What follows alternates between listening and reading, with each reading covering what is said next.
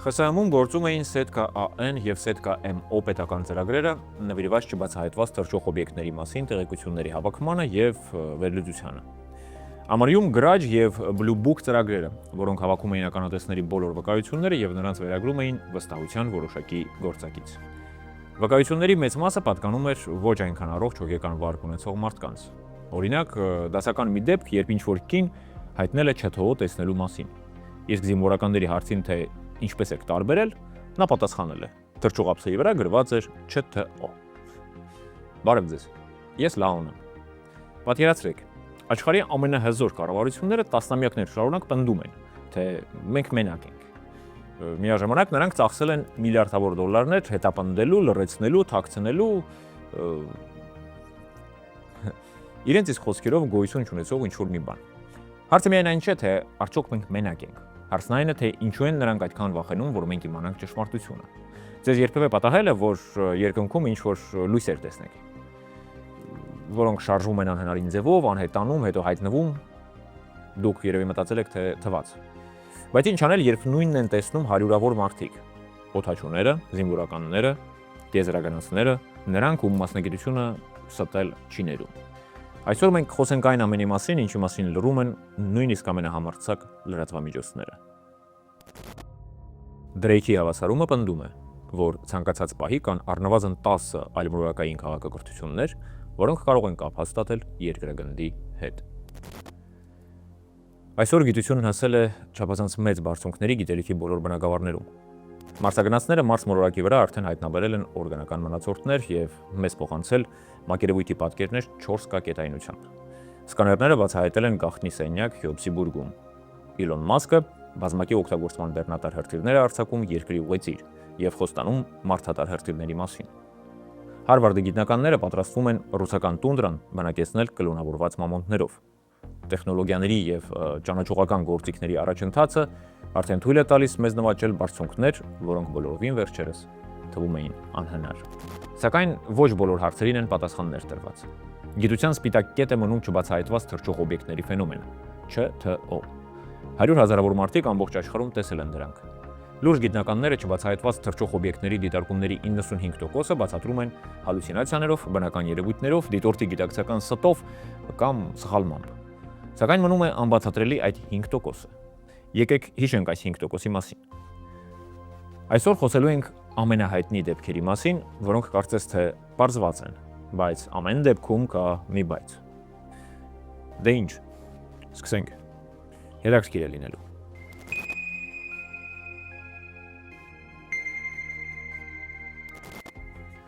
Չբացահայտված թռչող օբյեկտների պատմությունն իր ժամանակակից տեսքով սկսվում է 1947 թվականին։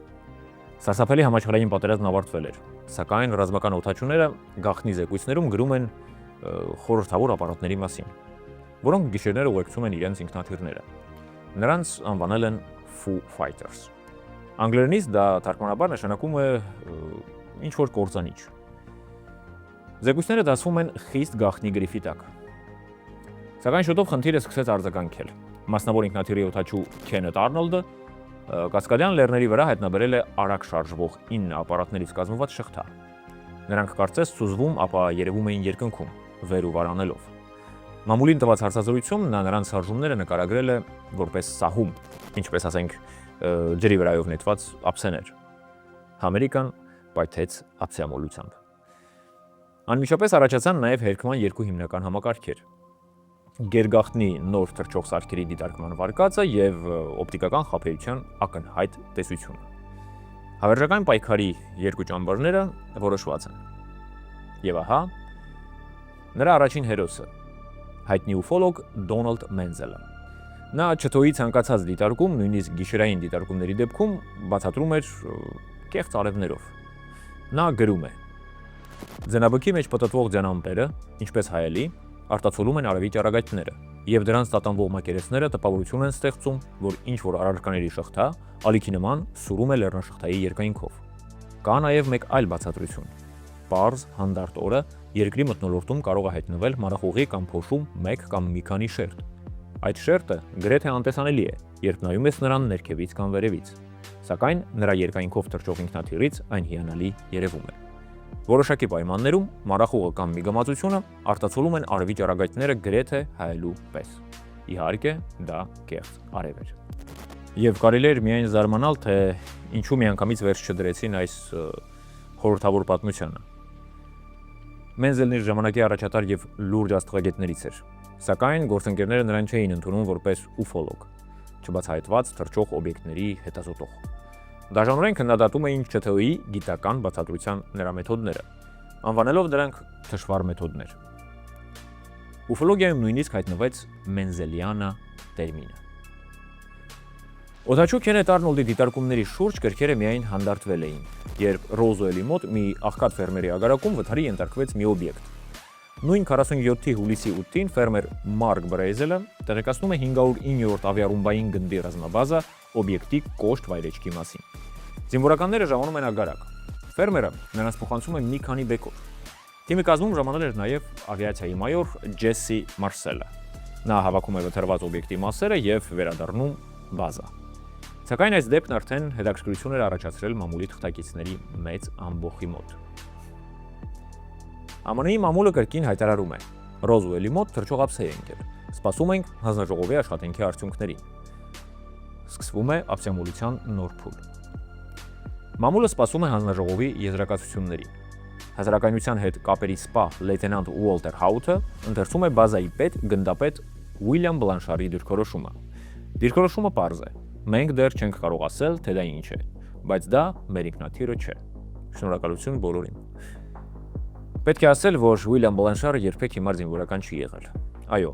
հիմարները զինվորական օդաչու չեն կարող դառնալ։ Դա կաստա է։ 45-ին, երբ պատերազմն ավարտվում էր, նրանք Փոլ Տիբիցի հետ յուրաքանչյուրը որպես B-29 ռմբակոծիչի հրամանատար Գերգախտնի Նևադայի պոլիգոնի նշանակված շրջանում նետում էին սուպեր ռումբի կեղծանմուշը։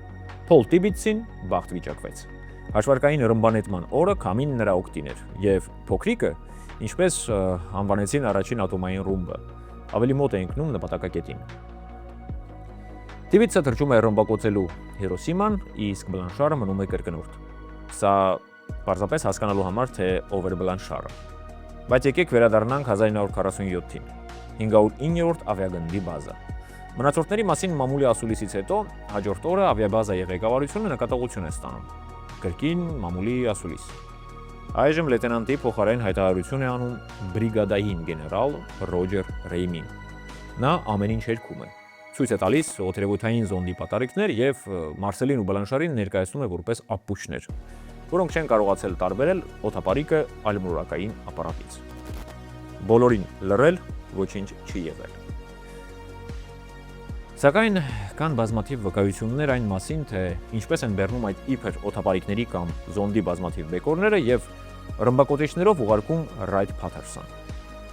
Ակնհայտ է, որովհետեւ ԱՄՆ-ի գլխավոր ավիաբազայում խիստ պակասում էին օդապարիկների պատարիկները եւ փայլատի տեղի կտորները։ Ի վերջո, ինչը կարող է ավելի կարևոր լինել, քան դասակարգել որպես խիստ գաղտնի օդերևութային զոնդի բեկորները։ Ամենահետաքրքիրն այն է, որ շուտով ՉԹՕ-ի վթարի շուրջ աղմուկի մեղավոր ֆերմեր Բրեյզելը բերման է ենթարկվում ավիաբազա։ Դրանից հետո ռադիոկայանին հարցազրույց է տալիս։ Ֆերմերը հարցազրույցում ասում է, որ գետնից բարձրացրել է օդերևութային զոնդ։ Սակայն վերջում շփոթվում է, նյարդայնանում եւ ասում, որ տեսել է տասնյակ զոնդեր, որոնք ընկել են իր ագարակում, եւ այն օբյեկտը, որը նա փոխանցել է զինվորականներին, դրանց հետ ընդհանուր ոչինչ չունի։ Դրանից հետո, ինչպես ցանկացած ազնիվ մարդ, Բրեյզելը ակնթարթորեն հարստանում է եւ անհայտ ուղությամբ անհետանում։ Մեկ տարի անց օդապարիկը տիեզերանավի հետ շփոթած գնդապետ Բլանշարը տեղափոխվում է նոր պաշտոնի։ Դժբախտ ավիաբազայից հեռու։ Նշանակվում է ռազմավարական գործողությունների տնօրեն 8-րդ օդային բանակի շտաբում։ Երևի օդապարիկները լուրջ ռազմավարական խնդիր էին ներկայացնում ԱՄՆ ռազմաօդային ուժերի համար։ Ջեսսի Մարսելը, այն մարդը, որ հավաքել էր բեկորները եւ դարձել ակամա քավության նոխազ, լրություն է պահպանում մինչև 1970-ական թվականները։ Սակայն գրեթե 25 տարի անց նա լրագրողներին պատմում է, որ իր գտած բեկորները աննախադեպ նյութեր էին, ինչպիսիք են չճմրթվող մետաղական փայլատի թեղը, բարակ չայրվող տախտակները, անհասկանալի հիրոգլիֆներով եւ որ ինքը ավիաբազայի մայորը երբեք նման բաներ նախկինում չի տեսել։ Ինչպես նաև այն մասին, որ մամուլի ֆոտոսեսիայի համար բեկորները փոխարինվել են։ Թեմայի նկատմամբ հետաքրքրությունը կրկին պայթում է եւ պահպանվում 20 տարի, մինչեւ ԱՄՆ-ի հաշվիչ պալատը հետաքննություն չի նախաձեռնում, որի արդյունքում գալիս են եզրակացության, որ դա Մոգուլ նախագծի գերգաղտնի զոնդն էր, որը ուշադրություն հավաքված էր խաղալիքների գործարանի նյութերից։ Սակայն մինչև իր մահը եւ ինքը Մարսելը եւ նրա որդին, ով 1947-ին տեսել էր բեկորները, պնդում են, որ դրանք իրենց համար նախկինում անհայտ նյութեր են։ Եվ բավականին տարօրինակ է ենթադրել, որ ժամանակակից ավիաբազայի մայորը չճանաչեց փայլատի թեղը, կպչուն ժապավենը եւ օդերևութային զոնդի պատարիկները։ Երևի 1947-ին ԱՄՆ-ի խաղալիքների գործարաններում ինչ որ գաղտնի տեխնոլոգիաներ էին օգտագործում երեխաների համար օդապարիկներ հավաքելիս։ Կարծես թե ամեն բան պարզ է։ Բայց շարունակենք։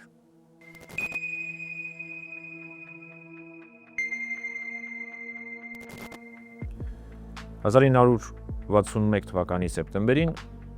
ԱՄՆ-ի եւ ԽՍՀՄ-ի մրցակցությունն արդեն դուրս էր եկել երկրի մթնոլորտի սահմաններից։ Մարդկությունը թևակողում է տիեզերական թռիչքների դարաշրջանը։ Սեպտեմբերի 12-ին ԱՄՆ նախագահ Քենեդին հայտարարում է, որ ամերիկացիները մեկնարկում են մարդու լուսին թռիչքի ծրագիրը։ Այս պատմական ելույթից մեկ շաբաթ անց, սեպտեմբերի 19-ին, լույս 20-ի գիշերը Հիլ ամուսինները Բարնին եւ Բեթին վերադառնում են Նիագարայի ջրվեժ կատարած ուղևորությունից եւ նկատում են սկավառակաձև մի թռչող օբյեկտ փայլատակող գույնզգույն լույսերով, որն անձայն թռչում էր նրանց մեքենայի վրայով։ Խոճապահար Բարնին արագացնում է մեքենայի ընթացքը եւ փախչում հեռու առեղծվածային օբյեկտից։ Ամուսինների տուն հասնելուն պես իրադարձություններն ավելի եւ ավելի տարօրինակ են դառնում։ Բարնին գանգատվում է ուժեղ գլխացավից, իսկ մեքենայի վրա հայտնաբերվում են տարօրինակ չլվացվող բծեր, որոնց մոտակայքում կողմնացույցը խելագարվում է, իսկ Բարնիի կոշիկների ծայրերը քերծված են։ Ամուսինների պնդմամբ նրանց հիշողությունից դուրս է ընկել 2.5 ժամից ավելի ժամանակահատված։ Հետագայում նրանց սկսում են հաղթահարել մղձավանջները, ինչը ամուսիններին հասցնում է հոգեթերապևտի մոտ։ Վերջինս ամուսիններին ենթարկում է ռեգրեսիվ հիպնոսի, եւ նրանցից սկսում են դուրս թափվել միանգամայն խելագար մանրամասներ։ Իբր Հիլ ամուսինները բարձրացել են այլմոլորակային նավ, եւ այնտեղ նրանց տարել են տարբեր կողմեր։ Բարնին պնդում է, որ իրեն բաժին են հասել սեռական եւ անատոմիական փորձեր։ Այլմոլորակայինները նրան ենթարկել են բավականին ուշադիր եւ անպարկեշտ բժշկական զննության։ Իսկ Բեթին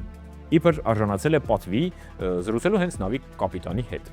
Տարօրինակն այն էր, որ ամուսինների հիշողություններում այլմոլորակայինները շատ նման էին դեպքից 12 օր առաջ ցուցադրված հեռուստատեսային շոուի այլմոլորակայիններին։ Բացի այդ, հիպնոսի տակ Բեթին նկարում է ինչ-որ աստղային քարտեզ, որը ինչ-ինչ պատճառներով ցույց էր տվել իրեն այլմոլորակային նավի կապիտանը, բացատրելով, թե որտեղ է գտնվում երկիր մոլորակը եւ որտեղ իրենց մոլորակը։ Աստղագետները ուսումնասիրելով այս քարտեզը որևէ համընկնում չեն գտնում աստղային երկնքի իրական պատկերի հետ։ Ընդհանուր առմամբ հեղինակավոր անձիկ գալիս են այն եզրակացության, որ զույգի անպատշաճ վարքագիծը պայմանավորված է ֆանտաստիկ շոուներ դիտելու եւ ակնհայտորեն Բարնիի դեպքում չիրականացված սեռական երևակայությունների հողի վրա։ Եվ ըստ երևույթին ամուսինները էժանագին հայտնիություն են ցանկացել։ Կարծես թե նորից ամեն բան պարզ է, բայց այս պատմությունից 8 տարի անց տարական դասարանների ուսուցչուհի Մարջերի Ֆիշը, որը պարզապես զբաղվում էր աստղագիտությամբ որպես հոբբի, Գլիզե աստղային կատալոգում հայտնաբերում է համընկնումներ Բեթի Հիլի քարտեզի հետ։ Այո, այն քարտեզի, որը իբրև նրան ցույց էր տվել այլմոլորակային կապիտանը, եւ վերստեղծում է եռաչափ քարտեզ, որը հիանալի համընկնում է այն սխեմային, ինչը Բեթին հալյուցինացրել էր։ Այժմ ուշադիր։ Քարտեզից ստացվում է, որ սովորական սոցիալական աշխատող Բեթի Հիլը ինչ որ կերպ հիպնոսի ժամանակ զառանցել է Z-ցանցի իրականում գոյություն ունեցող կրկնակի աստղի համակարգը, արեգակից ընդամենը 40 լուսային տարի հեռավորության վրա։ Իդեպ, այն ժամանակ դեռ անհայտ։ Եվ նորից ուշադրություն, աստղերը զարմանալիորեն շատ նման են մեր արեգակին, ինչպես չափսերով, այնպես էլ սպեկտրով եւ ջերմաստիճանով։ Մոտավորապես այսպես արտահայտվեց այս պատմության մասին Ալեն Հայնեկը, ով միշտ իրեն համարում էր առաջին հերթին աստղագետ եւ միայն հետո ուֆոլոգ։ Ջոզեֆ Ալեն Հայնեկ, ամերիկացի ուֆոլոգ եւ աստղագետ, պրոֆեսոր։ Ուֆոլոգիական գործունեությունը սկսել է 1947 կամ 1948 թվականին, ԱՄՆ ռազմաօդային ուժերի սայն նախագծի ղեկավարների հրավերով։ Հայնեկի աշխատանքն էր զտել ՉԹՕ-ների մասին հաղորդագրությունները, բացահայտելով աստղագիտական օբյեկտների կամ երևույթների վրա հիմնված դեպքերը։ Ամբողջ հարցը, գրում էր Հայնեկը 1948 թվականին, չափազանց ծիծաղելի է թվում։ Ըստ այն ժամանակվա նրա կարծիքի, թռչող ափսեների մասին հաղորդագրությունները գալիս են անվստահելի մարդկանցից եւ բնական երևույթից կամ թռչող սարքերի պատճառով շփոթված մարդկանցից։ Իսկ ամբողջ աղմուկը թռչող ափսեների շուրջ մի խելագարություն է, որը շուտով պետք է մարի։ Սակայն վստահության արժանի թվացող ականատեսների, այսինքն աստղագետների, օդաչուների, ոստիկանության սպաների, զինծառայողների հետ բախումը հիմք հանդիսացավ այն եզրակացության համար, որ գոյություն ունեն իրական փորձի վրա հիմնված վկայություններ։ Մինչև 1975 թվականը լուրջ աստղագետները գիտական հեղինակավոր ամսագրերի էջերում լրջորեն քննարկում են քարտեզը բաժանվելով երկու ճամբարի։ Թերահավատների ճամբար Կարլ Սագանի գլխավորությամբ, որին հակառակվում են ավելի քիչ հայտնի աստղաֆիզիկոսներ, պաշտպանելով հիլ ամուսինների ալմուրակային էակների հետ շփման վարկածը։ Կարլ Էդվարդ Սագան, ամերիկացի աստղագետ, աստղաֆիզիկոս եւ ականավոր գիտության մասսայականացնող։ Կարլ Սագանն առաջարկել է ալմուրակային կյանքի որոնման գաղափարը։ Կոչ էր անում գիտական հանրությանը մեծ ռադիոաստղադիտակների միջոցով փնտրել խելացի ալմուրակային կյանքի ձևերից ազդանշաններ եւ զոնդեր ուղարկել այլ մոլորակներ։ 12 տարի եղել է մոլորակային հետազոտություններին նվիրված Իկար ամսագրի գլխավոր խմբագիրը։ Նա եղել է մոլորակային ընկերության հիմնադիրներից մեկը եւ Սետի ինստիտուտի հոգեբարձուների խորհրդի անդամ։ Այս պատմությունից մշակույթում ժառանգություն մնաց թերևս միայն Զետա ցանցի օգտագործումը որպես օտարը ֆիլմում ալմուրակայինների հայրենի մոլորակ։ Ամենահետաքրքիրն այն է, որ այսօր այդ աստղերի համակարգում անուղղակի նշաններով ենթադրվում է էկզոմոլորակների առկայություն, եւ ինչը բնորոշ է այսպես կոչված ոսկեփայլի գոտում կամ կյանքի գոտում։ Ոսկեփայլի գոտի կամ կյանքի գոտի աստղագիտության մեջ պայմանական տարածք տիեզերքում, որը սահմանվում է այն հաշվարկից, որ դրանում գտնվող մոլորակների մակերևույթի պայմանները մոտ կլինեն երկրի պայմաններին եւ կապահովեն ջրի գոյությունը հեղուկ փուլում։ Համապատասխանաբար, այդպիսի մոլորակները կամ նրանց արբանյակները բարենպաստ կլինեն երկրային կյանքին նման կյանքի առաջացման համար։ Կյանքի առաջացման հավանականությունն առավել մեծ է աստղի շրջակայքի բնակելի գոտում, որն էլ միաժամանակ գտնվում է գալակտիկայի բնակելի գոտում, թեև վերջինիս հետազոտությունները դեռ սաղմնային վիճակում են։ Ով կմտածեր։ Կարծես թե ամեն բան պարզ է, եւ հիլամուսինները պարզապես էժանագին հայտնության փորձ էին անում։ Բայց քարտեզը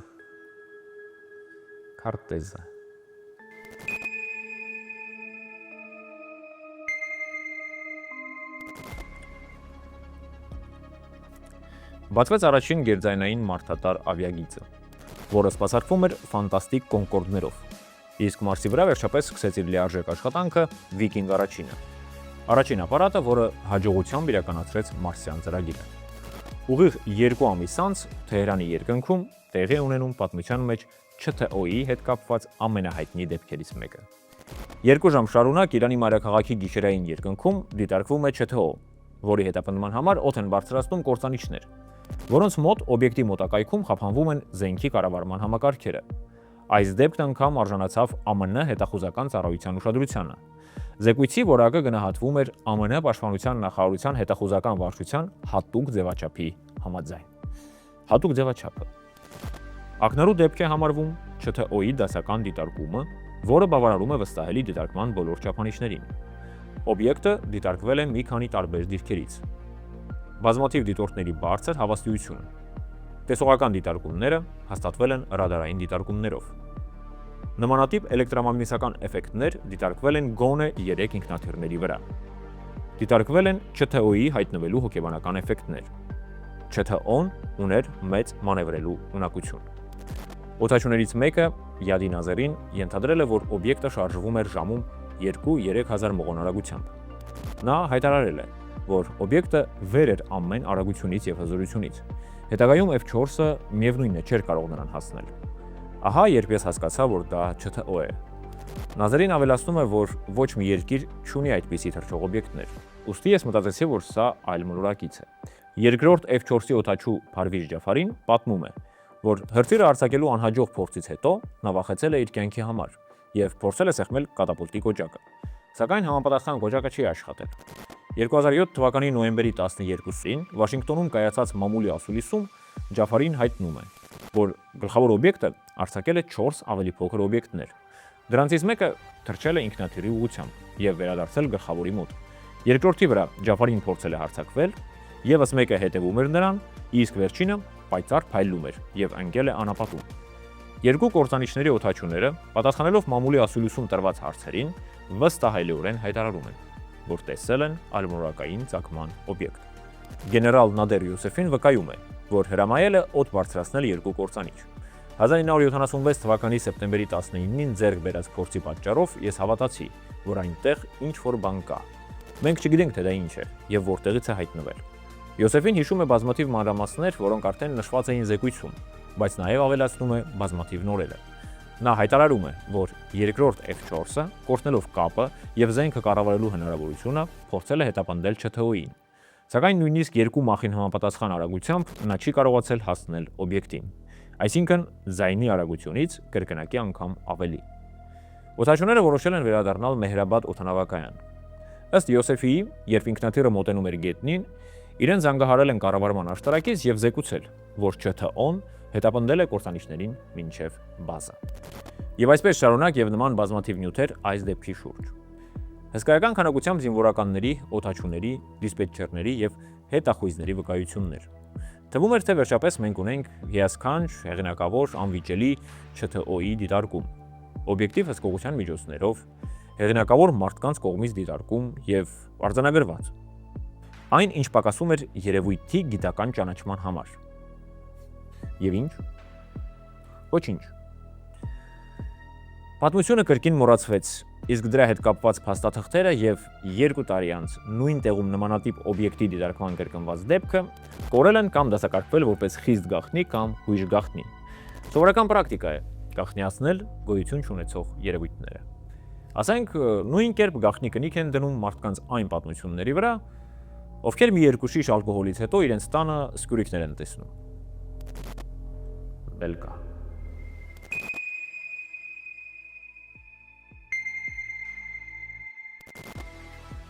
Մեր ժամանակներում ալմորակայինների հետ շփումների թեման հանրությանը շատ ավելի քիչ է հետաքրքրում, քան կես դար առաջ։ Երբ Նիլ Արմսթրոնգը առաջին անգամ ոտք դնելով լուսնի մակերևույթին, մարդկությանը հույս տվեց, որ մենք շատ շուտով կհանդիպենք բանական եղբայրների հետ։ Եվ տպավորություն է ստեղծում, որ չկա ոչ մի նշան, թե մարդը միայնակ չէ տիեզերքում։ Սակայն իրականությունն այնքան էլ այդպես չէ։ Նույնիսկ բոլորովին այդպես չէ։ 21-րդ դարի երկրորդ տասնամյակը գերհագեցված է տիեզերքի բացահայտումներով։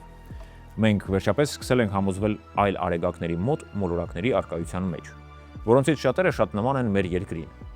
Համացանցում ակնթարթորեն հայտնվում են ռադիոսիրողների կողմից, այսպես ասած, որսացած ՉԹՕ-ների դիտարկումները, ինչպիսիք են օդաչուների խոսակցությունները ցամաքային ծառայությունների հետ եւ, ասենք, կործանիչների տեսախցիկների կադրերը, որոնք մինչ օրս փորձում են հետապնդել անհասկանալի ապարատներ երկնքում։ Իսկ 2015 թվականին մենք վերջապես ստանում ենք առաջին իսկապես հետաքրքիր տեղեկատվությունը, որը համեստ հույս է ներշնչում, որ մենք մենակ չենք։ 2015 թվականին KIC 8462-852 ձանձրալի անունով աստղի մոտ հայտնաբերվել են ֆանտաստիկ երևույթներ։ Ըստ աստղային սկավառակի մքեցման պատկերի, աստղի շուրջը բնակելի գոտում պատտվում է անկանոն ձևի ինչ-որ հսկա կառուցվածք, որն ունի կտրուկ ուրվագծված ուղիղ եզրեր, ինչը կարող է վկայել այդ կառուցվածքի արհեստական լինելու մասին։ Կա ենթադրություն, որ մենք այսօր դիտարկում ենք ինչ-որ ալմորակայինների աստղային ինժեներիան, որոնք իրենց աստղի շուրջ կառուցում են Դայսոնի գունդ։ Դայսոնի գունդ, հիպոթետիկ աստրոինժեներական նախագիծ,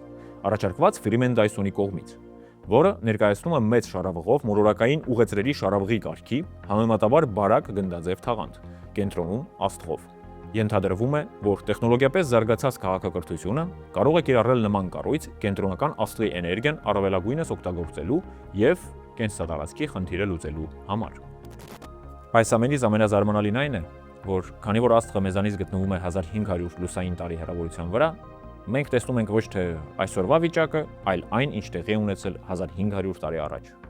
Այսինքն հնարավոր է ինչ-որ քաղաքակրթություն պատում էր իր աստղը հսկա գնդով այն ժամանակ,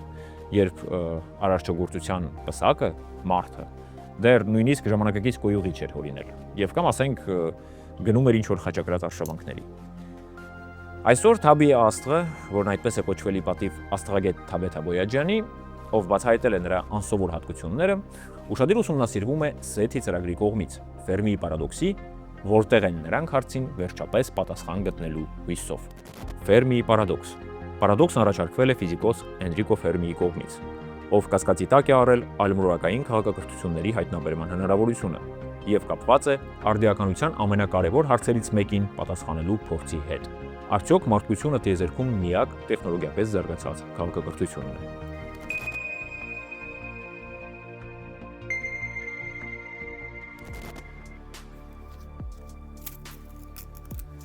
21-րդ դարի երկրորդ տասնամյակը մեզ նվիրեց ոչ միայն Թաբիի աստղի հայտնաբերումը, այլև մի բան, ինչին ուֆոլոգիան սպասում էր գրեթե 70 տարի։ Պենտագոնի կողմից պաշտոնական ճանաչումը այն փաստի, որ երկնքում արձանագրվում է մի բան, որը ենթակա չէ ակնթարթային նույնականացման։ Եվ ավելի կարևոր է, որ տեսանյութերն իրենք վերջապես դադարեցին լինել բուլվարային թերթերի եւ էնթուզիաստների ֆորումների սեփականությունը։ Դրանք հայտնվեցին The New York Times-ի եւ Washington Post-ի առաջին էջերում։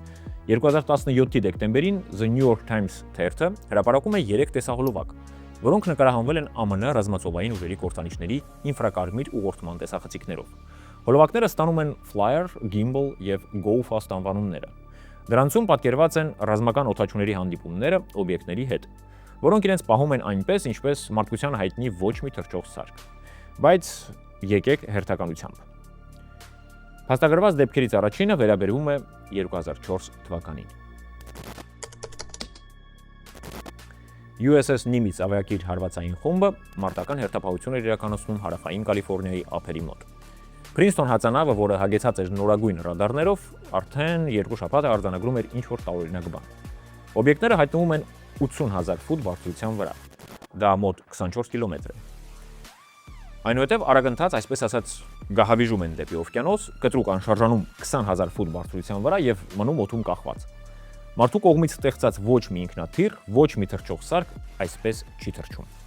Նոյեմբերի 14-ին հրամանատար Դեվիդ Ֆրևորը իր կործանիչով բարձրանում է օդ։ Ինչ-որ պահի օպերատորը նրան ուղղորդում է դեպի թիրախ։ Ֆրևորը տեսնում է սպիտակ օվալաձև օբյեկտ, որը կախված էր հենց օվկիանոսային խառնաշփոթի վրա։ Նրա տակ ջուրն ուղղակի եռում էր։ Ասես ինչ-որ բան նոր էր դուրս եկել կամ ընդհակառակը սուզվել էր օվկիանոսի խորքը։ Օբյեկտի երկարությունը օդաչուի գնահատմամբ մոտ 12 մետր էր։ Ֆրևորը սկսում է իջնել, փորձելով մոտենալ։ Օբյեկտը կարծես խաղում է նրա հետ, բարձրանում է ճիշտ այնքան, որ հեռավորություն պահպանի, եւ ինչ-որ պահի ուղղակի անհետանում է հեռանալով աներևակայելի արագությամբ։ Հաջորդիվ երկինք է բարձրանում կործանիչների երկրորդ խումբը։ Լեյտենանտ կոմանդեր Չեդ Անդերվուդը հասցնում է միացնել կատարելագործված ինֆրակարմիր տեսախցիկը։ Տեսագրությունը պատմության մեջ կմտնի Flyer անվամբ, իսկ օբյեկտն ինքը ռադարի էկրանի ձևի պատճառով կստանա Tic-Tac մականունը, ի պատիվ աերոպլան կատակերգությունում հնչած կատակի։ Անդերվուդը աչքերով չի տեսնում օբյեկտը, բայց նրա խնդիրն է տվյալները գրանցելը։ Հետագայում նա կխոստովանի, որ ուղղակի չէր ուզում, այսպես ասած, դատարկ ձեռքով վերադառնալ։ Հարկավոր էր գոնե ինչ-որ տեսագրություն, որը հնարավոր կլիներ վերլուծել։ Դիտենք տեսանյութը։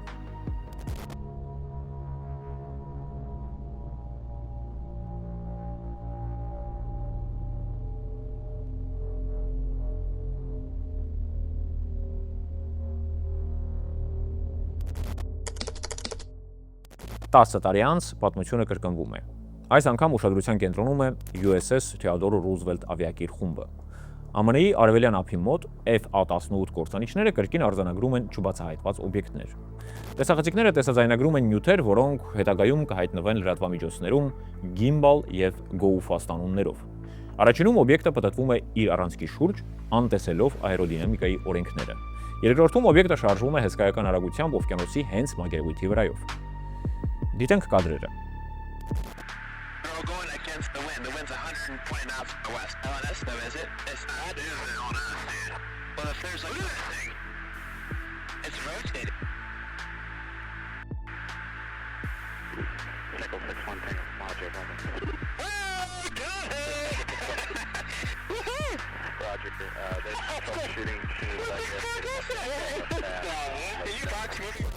Այս ամբողջը տեսաձայնագրված է AN ASQ 228 AdFlyer կատարելագործված կախովի ինֆրակարմիր ճակատային դիտման համակարգով, որն օգտագործվում է F-A18 կործանիչների վրա։ Թույլ է տալիս ստանալ հստակ ջերմային պատկերներ մեծ հեռավորությունների վրա։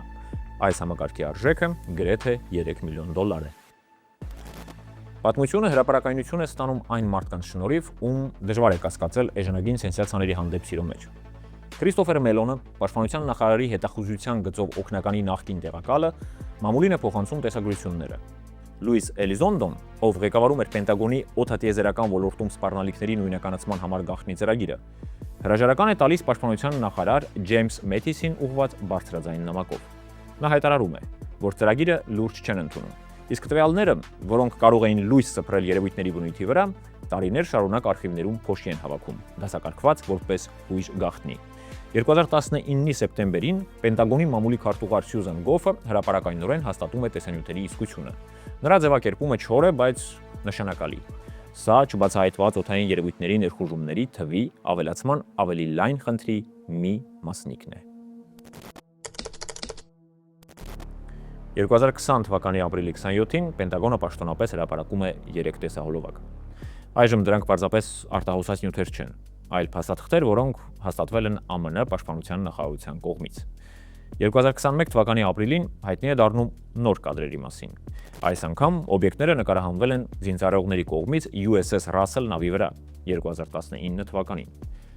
Դրանցից մեկը եռանկյունաձև է։ Միք Ուեսթը գիտական լրագրող եւ սկեպտիկ էր։ Թերահավատ։ Առաջարկում է բացատրություն։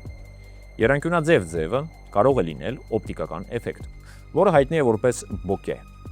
Դիաֆրագմայի որոշակի կարգավորումների դեպքում լույսի աղբյուրները, որոնք գտնվում են ֆոկուսից դուրս, իսկապես կարող են ձեռք բերել երկրաչափական ուրվագծեր։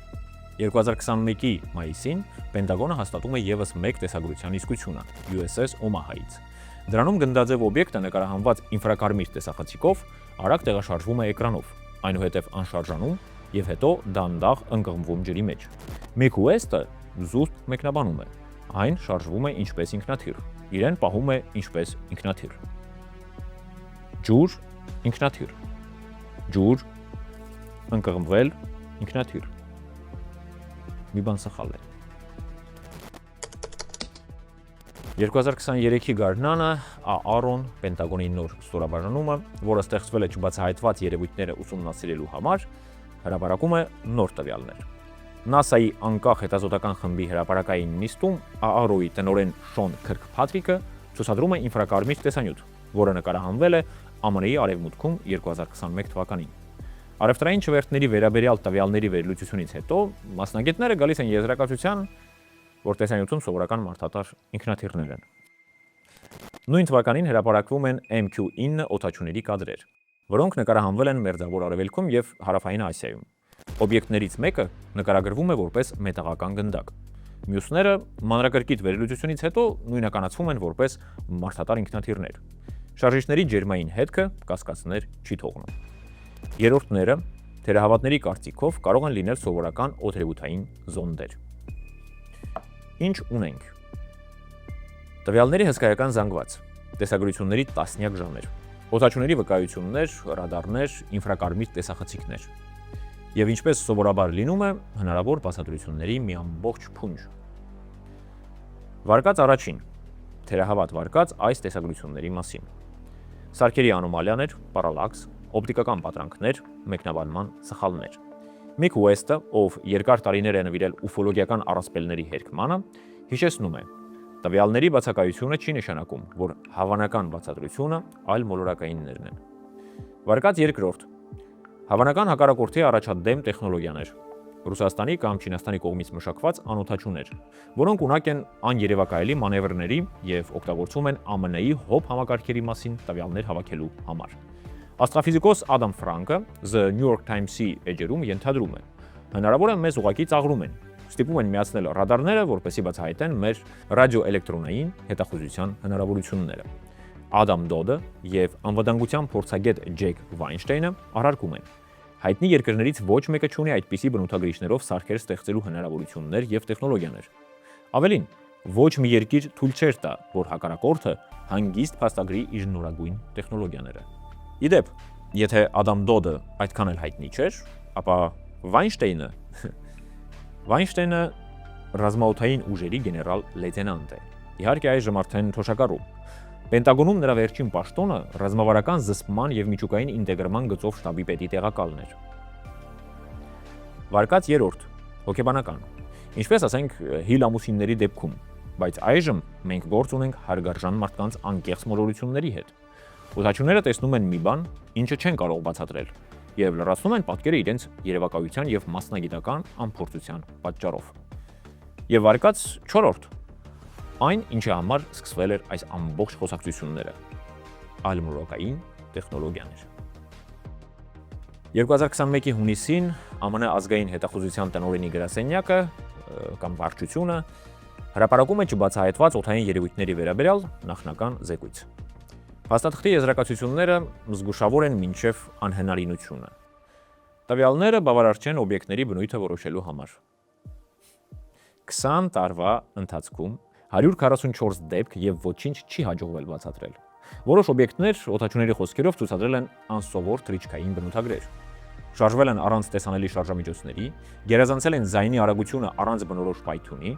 անշարժ կախվել են օդում, ասես քարացած, սուզվել են ջրի մեջ։ Զեկույցում հատկապես ընդգծվում է, չբացահայտված օդային երևույթները ամենայն հավանականությամբ ֆիզիկական օբյեկտներ են, այլ ոչ թե հալյուցինացիաներ կամ սարքերի խափանումներ։ Դրանք արձանագրվել են տարբեր դիտարկման միջոցներով միաժամանակ, բայց դրանց միասնական բացատրությունը հավանաբար գոյություն չունի։ Հնարավոր կատեգորիաներ՝ օդային աղբ, բնական մթնոլորտային երևույթներ, ամերիկյան գաղտնի մշակումներ, օտարերկրյա թռչող սարքեր եւ այլ կատեգորիա։ Այլ կատեգորիա, ասենք ինչ։ Սենատոր Մարկո Ռուբիոն, ով ղեկավարում էր հետախուզության հանձնաժողովը, մտահոգություն է հայտնում, որ օբյեկտները կարող են լինել չինական կամ ռուսական։ Պաշտոնաթող ծովակալ Գերի Ռայփխեդը, ով ղեկավարել է ԱՄՆ-ի նավատորմերը, հիշեցնում է, որ ինքնավար անօդաչուների մշակումը, որոնք ունակ են գործելու եւ օդում եւ ջրի տակ, առաջնահերթություն է բոլոր խոշոր տերությունների համար։ 2023-ին Դեվիդ Ֆրևորը, օդաչուն, ով 20 տարի առաջ դիտարկել էր TikTok-ը, կոնգրեսի լսումների ժամանակ ցուցմունք է տալիս երթման ներքո։ Նրա կողքին այլ վկաներ են նաեւ։ Նրա վճիռը անփոփոխ է։ Տեխնոլոգիաները, որոնց նրանք հանդիպել են, գերազանցում են այն ամենին, ինչ ունի մարդկությունն այսօր։ Ի պատասխան The Black World կազմակերպության կողմից ուղարկված լրացուցիչ տեսանյութերի հարցմանը, ԱՄՆ ռազմածովային ուժերի նախարարությունը մերժում է հայտնում։ Ձևակերպումը դասական է, դեռ Ռոզուելից ծանոթ։ Հրապարակումը վնաս կհասցնի ազգային անվտանգությանը, բացահայտելով գործողությունների, խոցելույությունների եւ հնարավորությունների մասին տեղեկատվությունը։ Եվ նորից ոչինչ պարզ չէ։ Եվ կան շատ բայցեր։ Ռազմական օդաչուները տեսնում են մի բան, սարքերը արձանագրում մի բան, տվյալները դասակարգվում են որպես հույժ գաղտնի, հանրությանը ցուցադրում են տեսանյութեր, որոնք կարելի է մեկնաբանել ցանկացած կերպ։ Թերահավատները խոսում են գնդակների եւ ինքնաթիռների մասին, էնտուզիաստները այլ աշխարհներից եկած այցելուների մասին։ Կառավարությունը ձեռքերը տարածում է, տվյալները բավարար չեն։ Դու գիտես, տարեկան ինչքան փող են ծախսում, որ այս նման նյութերը գաղտնիացնեն։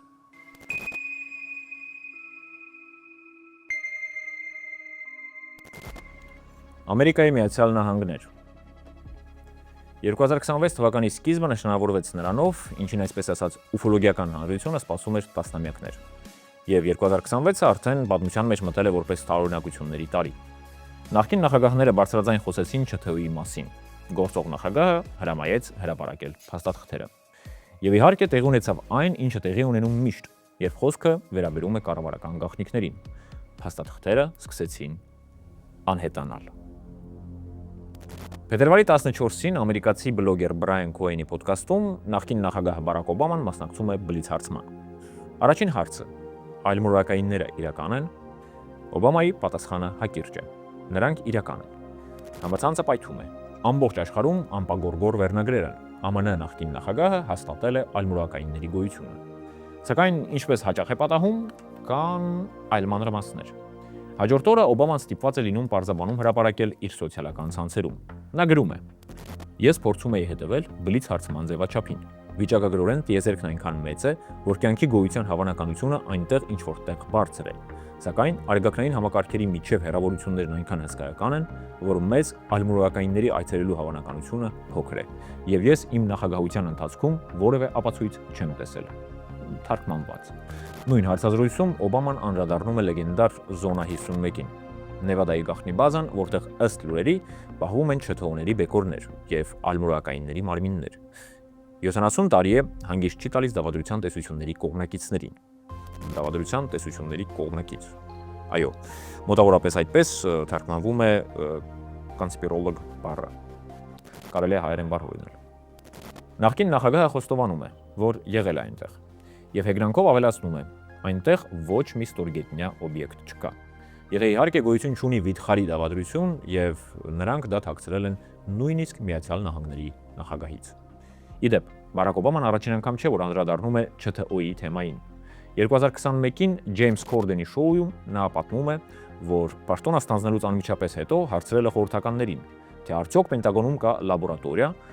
որտեղ մենք պահում ենք ալմուրակայինների նմուշներ եւ տեզերանավ։ Պատասխանել են, որ ոչ, բայց ընդունել են անբացատրելի հետագծերով օբյեկտների նկարահանումների գոյությունը։ Փետրվարի 20 Թրամփի հրամանը։ Օբամայի հայտարարություններից 5 օր անց այս ամենին խառնվում է գործող նախագահը։ Թրամփը գրառում է հրապարակում իր Truth Social սոցիալական ցանցում։ Ուղերձի տոնը հանդիսավոր է։ Հիմնվելով այն բանի վրա, որ կա հսկայական հետաքրքրություն, ես հանձնարարություն կտամ ռազմական նախարարին եւ համապատասխան այլ դեպարտամենտներին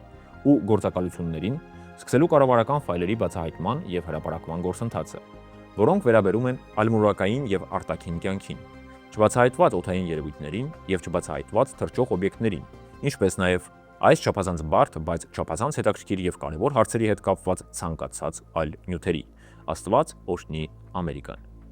Թարգմանված։ Թրամփի արձագանքը նախորդ նախագահի խոսքերին ուշացում չի ունենում։ Լրագրողների հետ զրույցում նա հայտարարում է, որ Օբաման մեծ սխալ է թույլ տվել եւ գաղտնի տեղեկատվություն է բացահայտել։ Եվ անմիջապես ավելացնում է իրեն բնորոշ ինքնավստահությամբ։ Հնարավոր է ես նրան փորձանքից դուրս կբերեմ, ապա գաղտնիացնելով այդ տվյալները։ Միևնույն ժամանակ Թրամփն ինքը, պատասխանելով խնդրի նկատմամբ իր սեփական վերաբերմունքի մասին հարցին, խոստովանում է, որ վստահ չէ ալմուրակայինների իրականության մեջ։ Իդեպ, Պենտագոնը մեկ անգամ չէ, որ զեկուցել է չբացահայտված օդային երևույթների թեմայով։ 2024-ի մարտին ԱՄՆ պաշտպանության նախարարությունը զեկույց էր հրապարակել,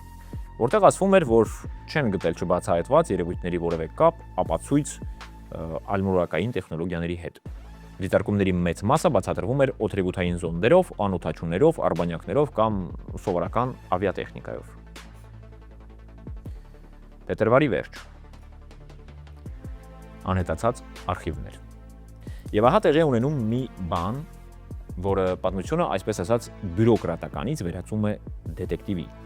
Աշխարհի ամենամեծ ՉԹՕ-ի մասին ապագաղտնիացված փաստաթղթերի արխիվը, The Black Vault կայքը, որը պարունակում էր 3.8 միլիոն ֆայլ, հանկարծակի կորցնում է իր տվյալները։ Դրանք ուղղակի անհետանում են, ոչնչանում։ Ուղիղ իմաստով ջնջված են։